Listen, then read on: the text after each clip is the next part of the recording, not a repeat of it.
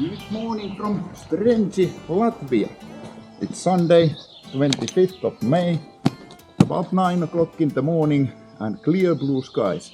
Temperature at the moment maybe 11 degrees or something like that, but it should go up to 18 today. So really looking forward to that after the full day in rain yesterday. And it was actually raining also throughout the night. I woke up a couple of times to the sound of heavy rain, so let's see what kind of a mudfest awaits us today. Anyhow, the idea is to continue to follow the Trans Euro Trail Latvia, and actually there is one bucket list item on the way what I'm planning to check out. It's this nuclear bunker in Ligatnes.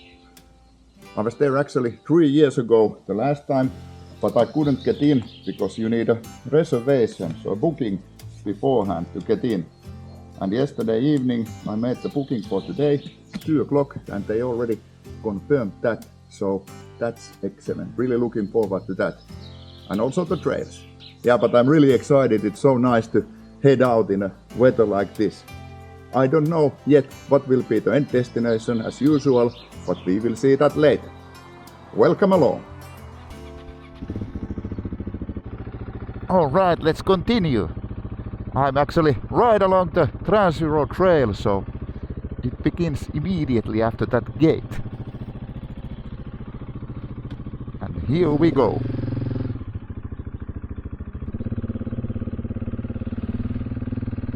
Just look at these clear blue skies.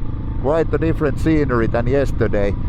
So now I'm on section 5 of the Latvian Trans Euro Trail, and I think it will change to number 2 soon. Yesterday I rode about 190 kilometers of the section 5, and it was quite excellent.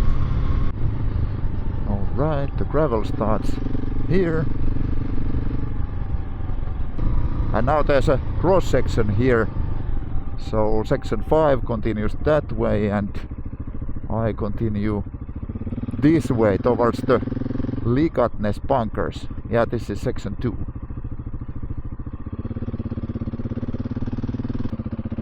Looks like it could be muddy here, just like expected.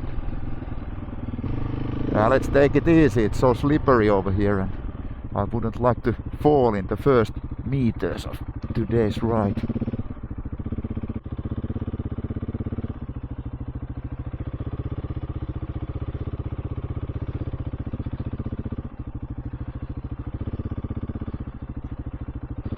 Yeah, you never know what's lurking under these watery places. It could be extremely deep or then not like that one.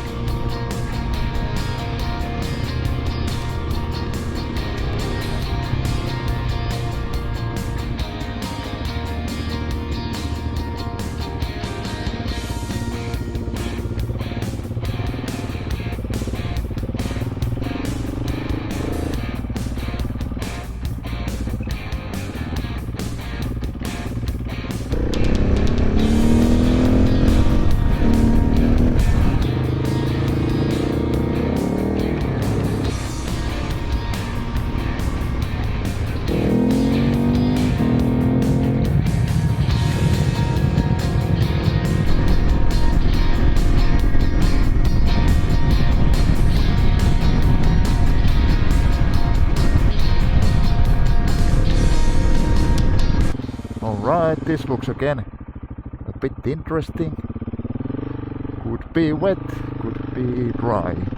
If I had to guess, I would say wet. It's super slippery here. I would say that my back tire is again full of mud because there's absolutely no grip there.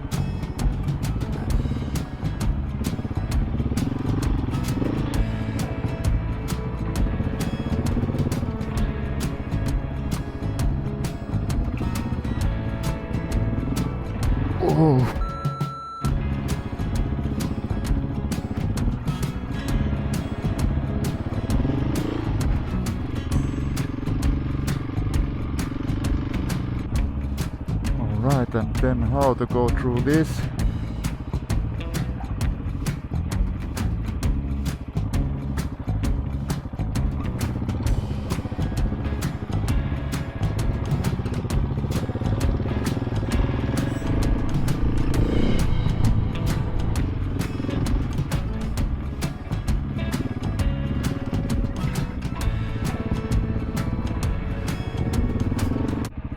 Then it seems we are on this almost kind of a single track type of trail, and there's a sign on the trail which says that owner of this property allows TET riders to ride here, so that's good.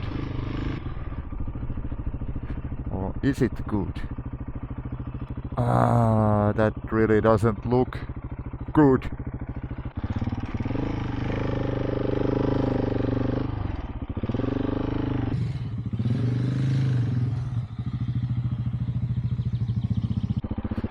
And this is the critical part.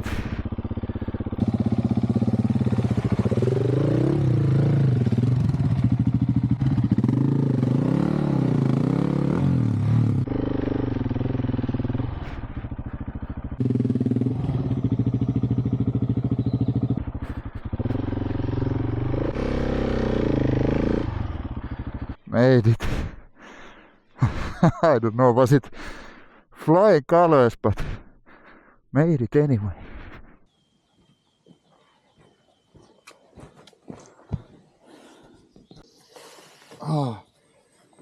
It's a sweaty business, this adventure business. And in the end, these haven't been difficult places, but you know, when you are doing them alone, you really need to be careful where you go, because if you get stuck in a place like this, then I don't know how to get out.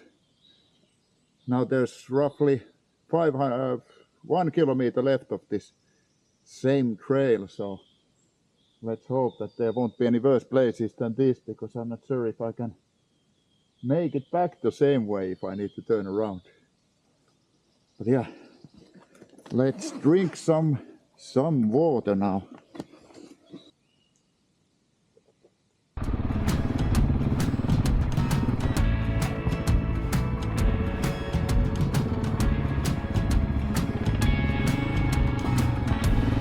Alright, it looks like I'm almost on the clear. Maybe 100 meters to go, and then I should be on a bigger road. At least for a while. This is the bigger road. Okay, there's a sign which says that don't ride here. Not on the other side, but on this side, and here's a mark on the trail that owner of this property allows TET riders to use his property.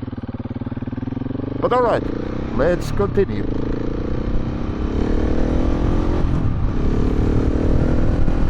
And then another interesting looking smaller road or trail.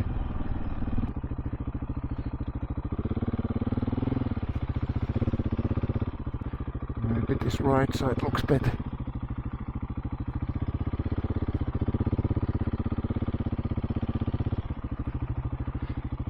Cross from here.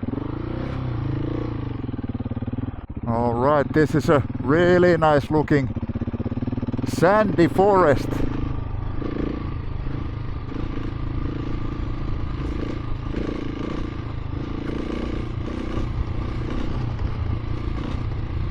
Yeah, let's hope this stays sandy and doesn't turn into mud feast.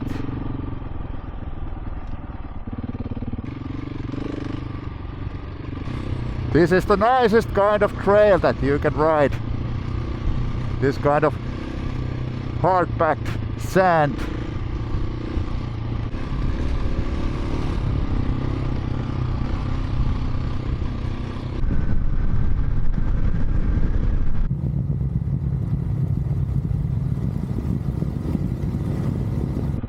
I think this is the place where I have been before. This kind of a river crossing. Let's see if it's doable after the heavy rains. At least this road is very much washed away. Yeah, oh damn. That could be too much. That could be too much of water flowing there. Yeah, this is not looking good at all. Yeah, this is way too deep. My boot ends here. And it's already that deep, and I know that it gets even deeper there. I rode it like this way, and there wasn't nearly this much water when I did it. I think the water started from there, where the actual river flows. And you could actually see the bottom back then. Now you don't, it's all brown. So yeah, definitely won't be doing this river crossing this time.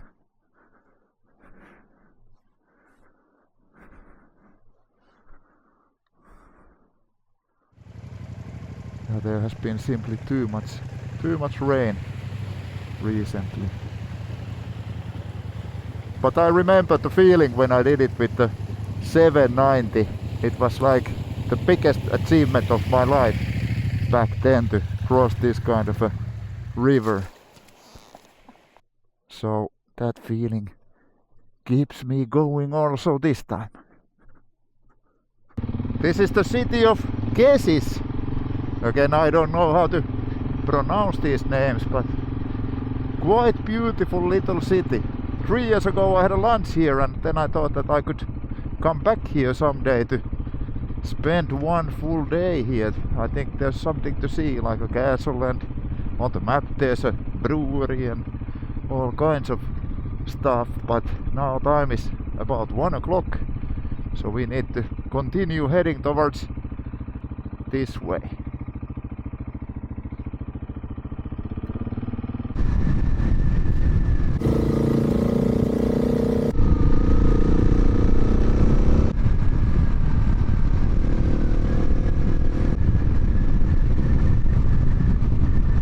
Alright, now I'm approaching the Ligatnes nuclear bunker from the Soviet era.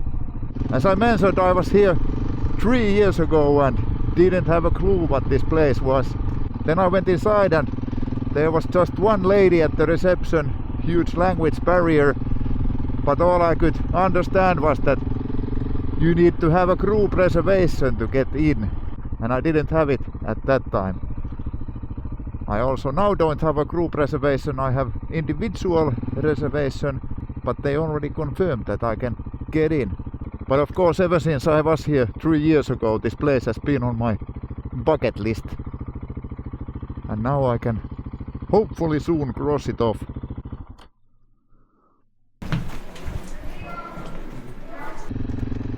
Yeah, that was a really interesting place, and also the tour was exceptionally good. There were so many people participating that I didn't want to take video, but I took some photos and made this story for you. Beneath a quiet health resort in the forests of Ligatne lies one of Latvia's most secret Cold War constructions, the Ligatne bunker. To anyone passing by, the building above seemed ordinary, a health resort for high-ranking Soviet officials. But beneath it, hidden 9 meters underground, stood a fortified command center, built to keep the country's political elite alive if nuclear war ever began. Completed in the early 1980s, the bunker was designed for around 250 people, all men. No women, no children, no families. Only those deemed essential for governing the state would be allowed inside when the sirens sounded. Everyone else was to remain above ground. Inside, everything was prepared for long-term survival. Communication lines to Moscow, filtered air systems, diesel generators, stockpiles of food, and living quarters buried in concrete. Today, the Ligatne bunker is open for visitors, but its walls still echo with the weight of history, the paranoia of the Cold War. Walking through its corridors feels like stepping back in time, into a world frozen in the 1980s, where every phone, map, and a file tells a story of control and survival. This place is truly one of the most fascinating Cold War memorials. I can highly recommend this place if you are interested in this kind of history. But the time is now almost 4 o'clock, so let's continue along this trail. I don't yet have any accommodation for the night, and there is this man-powered ferry soon coming up ahead, couple of kilometers, and that basically decides where I will start the search. Do I make it across or not? Because I don't know what are the opening hours, but I could imagine it's still open. But yeah, there's not many bridges across that river, so difficult to rejoin the Trans Euro Trail if that's not possible. Right, here it is. Seems to be operating.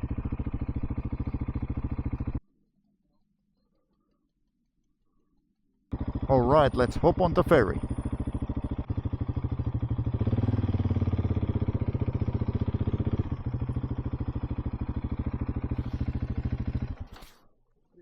Forward. Okay.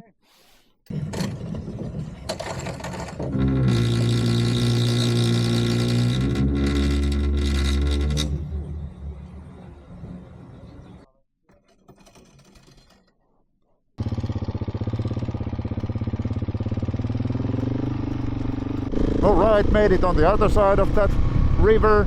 Now let's continue to follow the trail for a while, and then soon we need to start finding a place for next night. It's now 4:10.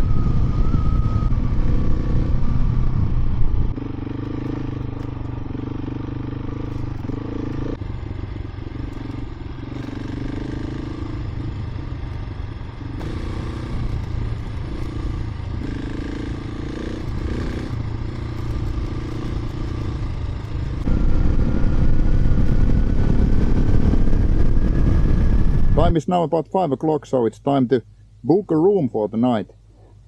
I checked booking.com and I found this nice hotel, 47 euros, including breakfast, south from Riga. Alright, let's continue for a while. I wasn't planning on booking a room in Riga because I've been there many times and it's quite, let's say, hectic traffic there. But I also thought that I don't want to ride through Riga tomorrow, Monday, when there's heavy traffic. But yeah, let's continue following the trail. It continues that way.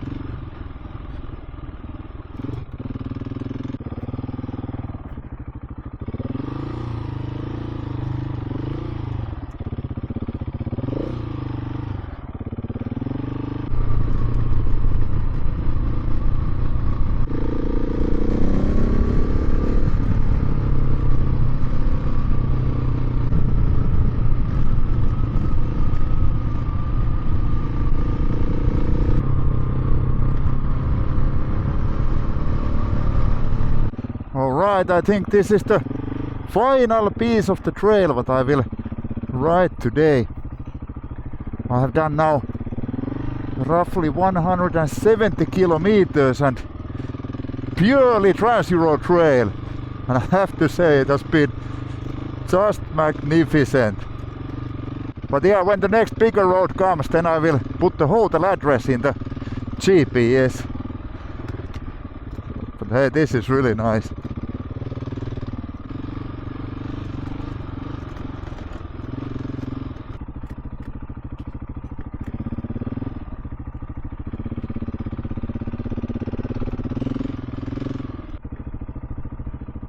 Alright, this place is called Krustini. Let's see where we are now. It's about 25-30 kilometers to Riga. Time is now 6 o'clock. So I think I will put the hotel address in the GPS, because what better way to end the day than this kind of super nice trail. It was about 170 kilometers of pure Trans Euro Trail today. Alright, this is Riga, the capital of Latvia. And I think I made the correct choice by coming here today, because there's hardly no traffic here. Or of course there's traffic, but nothing compared to the previous times when I've been here. Alright, it should be this one. Yes. Hotel NB. Let's see where I can park this motorcycle. I think this is okay.